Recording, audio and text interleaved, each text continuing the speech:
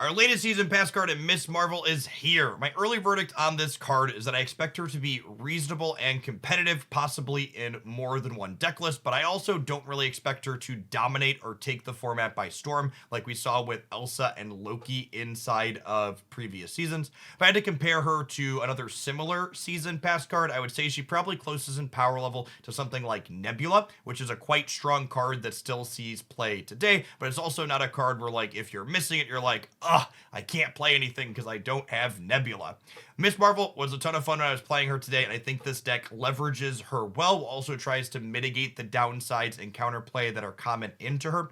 We have three primary ways that we can mitigate our opponent trying to rogue or enchantress or Marvel. We have Cosmo to stop those on reveals directly. We have Storm, where we can set Miss Marvel up behind her so nothing else can be played to her path. And we have what was easily the best of them in these games you're going to see, Invisible Woman, who conceals what exactly we're doing behind her and really kind of misleads our opponents. I can't tell you the number of games where I had people like Cosmo our Invisible Woman path because they were expecting us to either play like tech cards or MODOK Hela behind it, and then our things flipped up at the end of the game. In addition to Miss Marvel hiding behind Invisible Woman, we had the Claw as well as Onslaught looking to supercharge the extra points we're putting into our adjacent paths. One thing that's really important to note about Miss Marvel's ability that might not be abundantly clear when you first read it is that you have to have at least one card with a cost in her adjacent paths in order for her to give her power, meaning she adds nothing into adjacent paths that are completely empty. It's one of the reasons why you'll note I have 5 cards in this deck that cost 1 or 2 energy, because it's very important if we're going to be spending turns 3, 4, 5, and 6 building up this singular Marvel path in the center that we played out cards left and right on turns 1 and 2, so that way her buff can get distributed across the board. At any rate, I hope you enjoyed today's game highlights. I think it does a fantastic job of showcasing Miss Marvel and everything this deck has going on. If you do enjoy what you see, snap that like button for the rest of the day. Have fun. That's close. I think there's arguments to playing this card in a few spots. I'd like to dedicate this. Oh, are we good? I think did we just casserole them? They just stay in the game and get casseroled? Oh, yeah. That big old claw diddly. Thanks for the 4-cuber aardvark. Victory. I think center might have been correct because I already had more stats into here. It's hard to know though. Deck's perfect, no notes.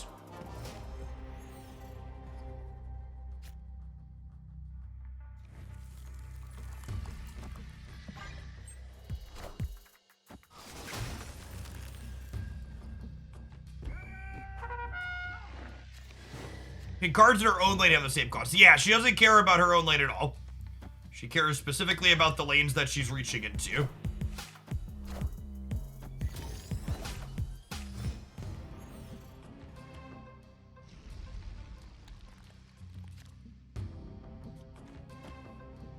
Snap. Nightcrawler could be okay in the expand slot. Yeah, I can see that. Gives us some flexibility and where we want things to end up at.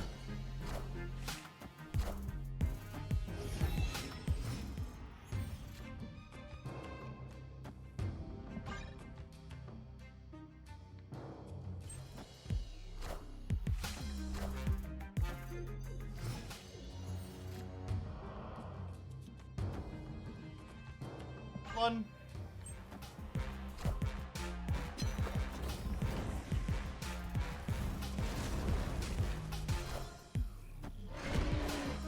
Nice. That was like the perfect hit, right? Because it can only take 1 point away per turn in the middle.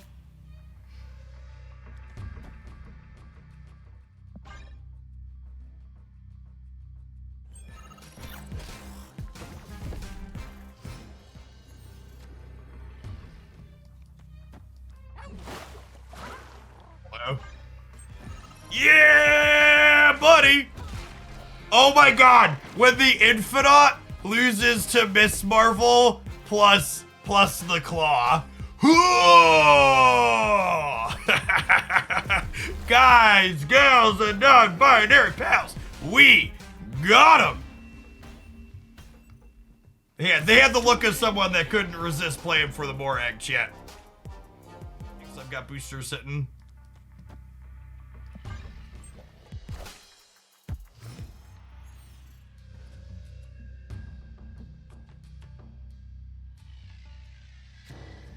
Oh, but wait. If I put Doctor Doom behind this, he'll go after the game goes, right? So that's fine.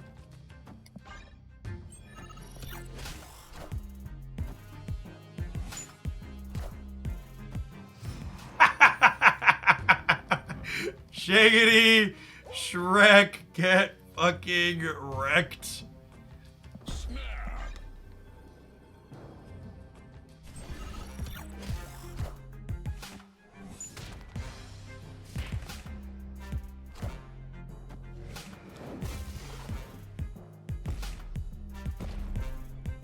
Cleared for takeoff.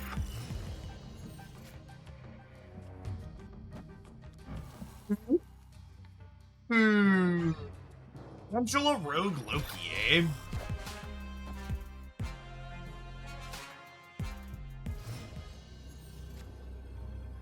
Their cards are all cheaper, so I think stegging is wrong. I think it's just Doctor Doom. Yeah. You just bop some Doombots here.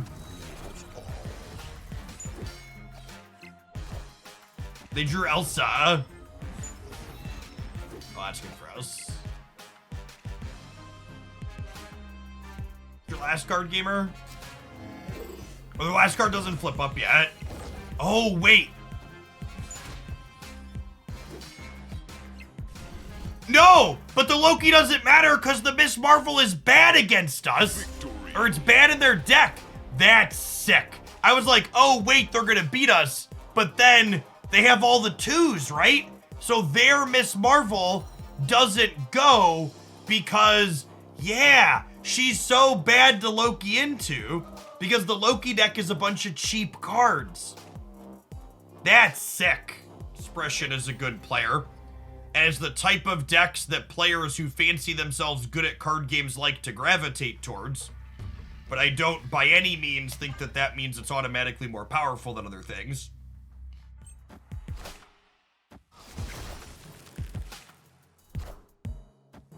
That's a pretty good turn one.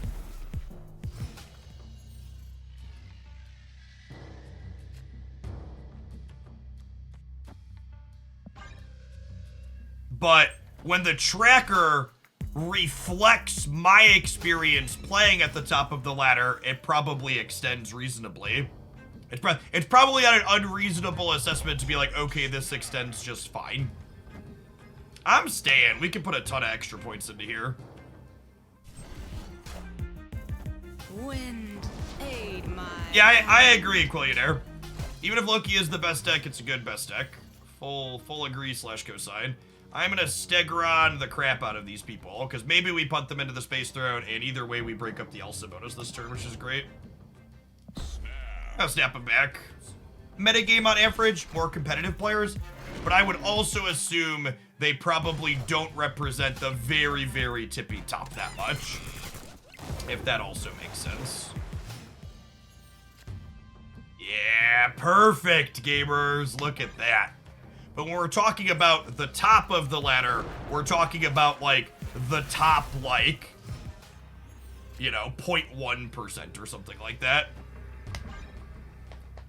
I play games for fun because I enjoy solving puzzles.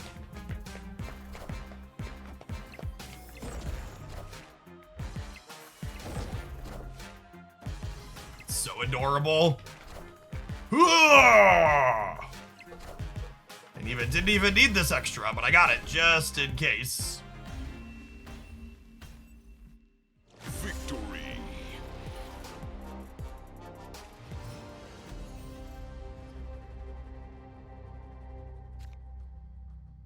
We did split the peach. We got ourselves a nice ink.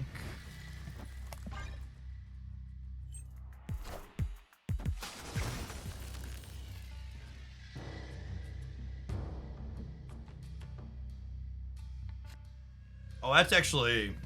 All these locations are both kind of mid for us. We'll only get to get rid of one of them.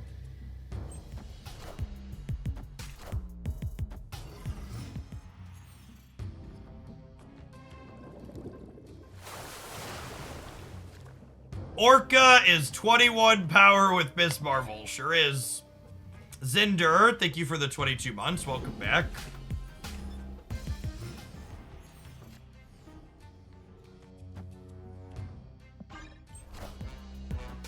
Wind, aid my hand.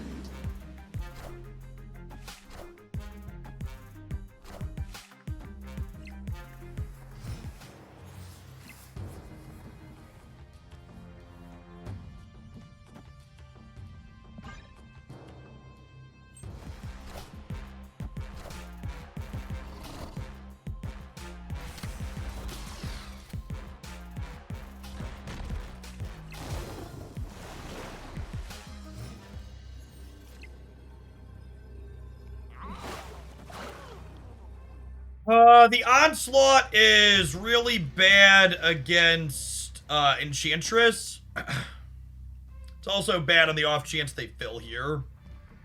I think we just do this. Victory. Yeah.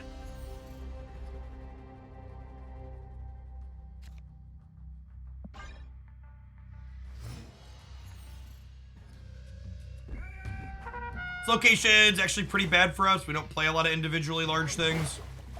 Ideally, we draw a copy of Storm here.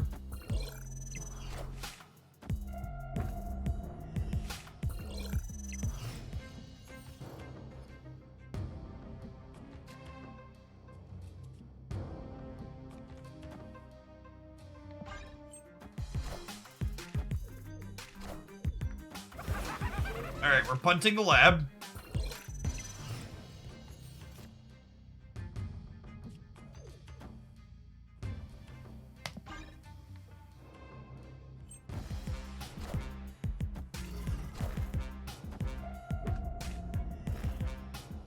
You know about Goblin, you played Cosmo. I knew that Shuri's lab was a location that was bad for me, that I likely wasn't winning.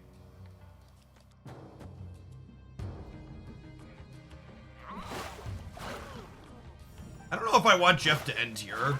I might need him middle.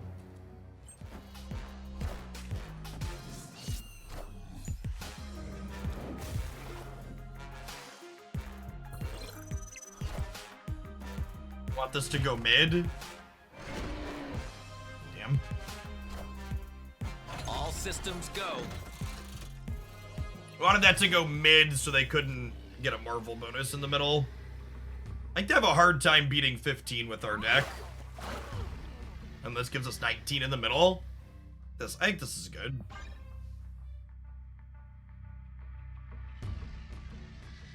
Victory.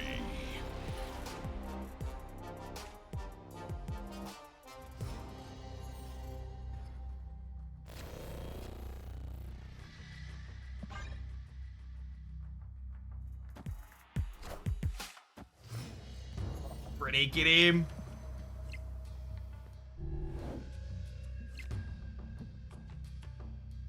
I literally, that brief moment of typing there was literally me going to my second Tinder contact and being like, please, for the love of God, if you're going to make me play against bots, at least make them not retreat.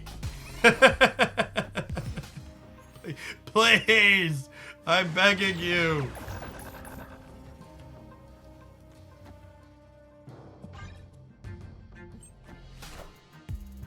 Wind, aid my hand. Storm is legitimately good.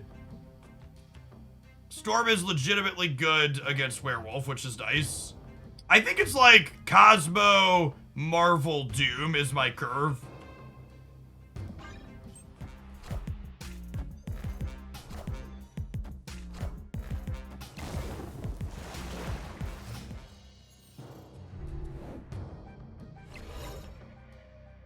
I think we're probably supposed to snap here, but I also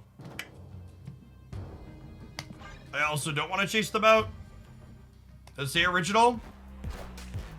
Where your cards have unique costs. No, it just says unique cost, chat.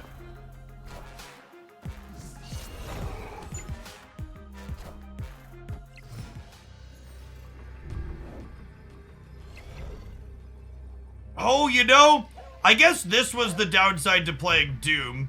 If I would have played this here, Doom Onslaught would have been nice, right? Because I'd have had more points here in the middle. I think I'm staying, but...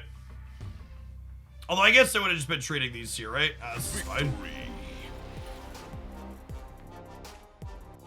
That's all. Snap the like button if you'd be so kind, and check back in again tomorrow for another highlight.